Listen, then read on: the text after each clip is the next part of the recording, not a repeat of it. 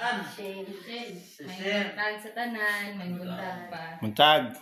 Happy birthday. Ah. Yeah. Ako gid ang ginamagwangan. Ang ginamagwangan niya.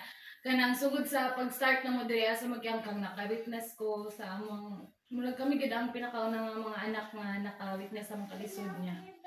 Siguro if dili si papa mo murag dili mi makalahutay sa kanang kalisod gani kay sila mo gid sa naka experience sa kalisod sa kanabuhi ba niya.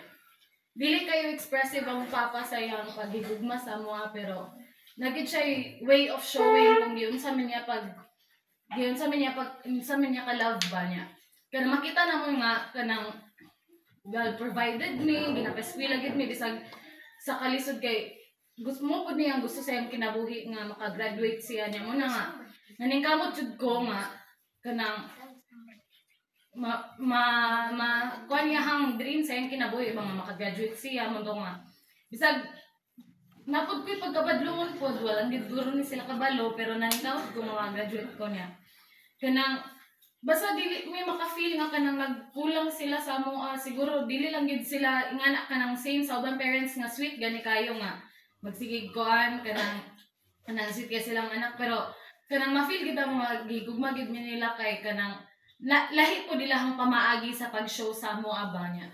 Siguro dili gid ako siguro kanang dili gid ako maabot kung asa ko karon dili ko masipay kung dili tungod sa akong papa nga naningkamot nga kanang dili bitaw bisag dili gid mi dato makainom jud mi nga kanang magdato kay mi kay kanang mga nagin akong papa nga sige lang na mga pangitaan man nagpamaagi makaya man ako bayad niya di to kanang iya dayon ko na kay magbilar day siya kanang daga na kay mga side quest ba para lang gid nga kanang kuha na mo mga gaston mo na nga mga ningkamot pag nga makuha na mo kay kanang magapaningkamot man pud sila labi na gid akong papa gid buto nga love kay nako si papa bisag dili halata